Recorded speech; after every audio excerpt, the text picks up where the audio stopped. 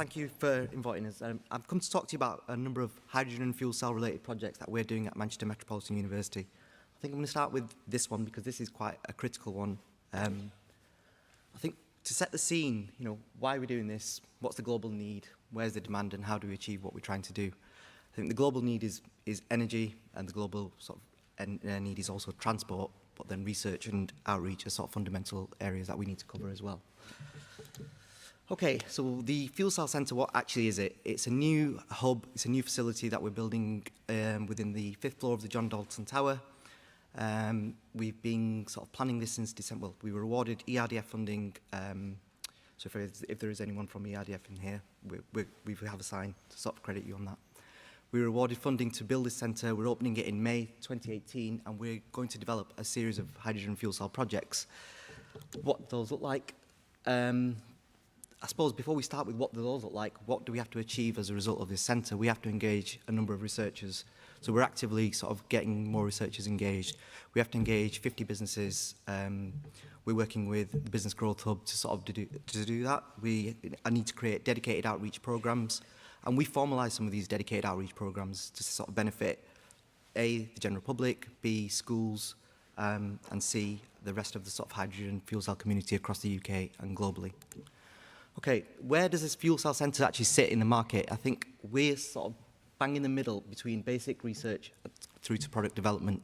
As a university, yeah, of course, we want to do the fundamental science, but I think the topic that we're talking about and the reasons that we are talking about it, it's about energy and transport. We want to be creating fuel cell products that will change the world.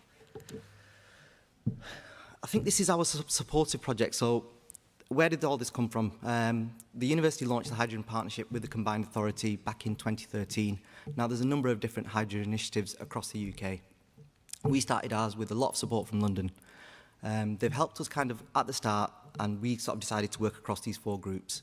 The first 2, energy and transport, are referred to on a number of occasions. They have to be industry-led.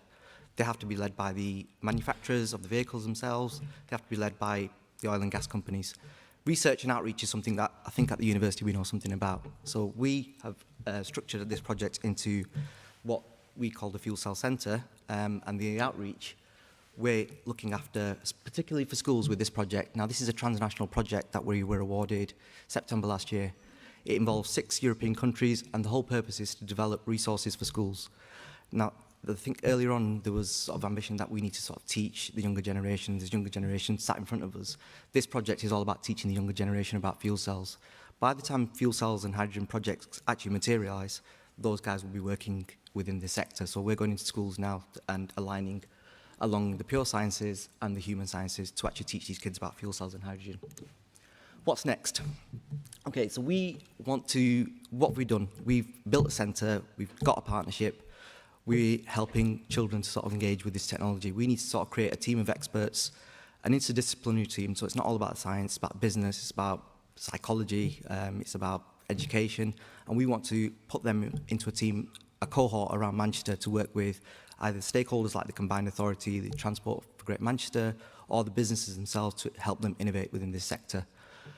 We want to already build on national roadmaps, and we want to bring in a series of experts. There is a number of experts across the UK and globally that already know much more about hydrogen than probably we do. So we need to get them involved. What can you do? Come and talk to us. We're at stand 31 in the marketplace. Come and visit us once we're open and we're allowed to let you in. Come and work with us, sign up for the centre, and follow us at that Twitter handle. In terms of partners, and I'm nearly finished, we are building relationships, like I mentioned, with a lot of these vehicle manufacturers. There's a lot of products being created within this sector already. Commercially available vehicles are available today. You just won't be able to drive them because you can't refuel them in Manchester. Working to improve cohesion, I think that's the massive point that we want to raise between this range of hydrogen clusters that exist across the UK. We all look for European initiatives. There needs to be an initiative that gets all of these initiatives in the UK working together, and someone needs to take a lead on that, and I think Manchester can. So this is an example of an example project from Liverpool to Manchester Hydrogen Pipeline, which Cadent are operating. Now, Cadent, we've helped them attend this with us, and they're on our stand. Go and talk to them about it, because I believe this project will become reality in the next few years. Thank you.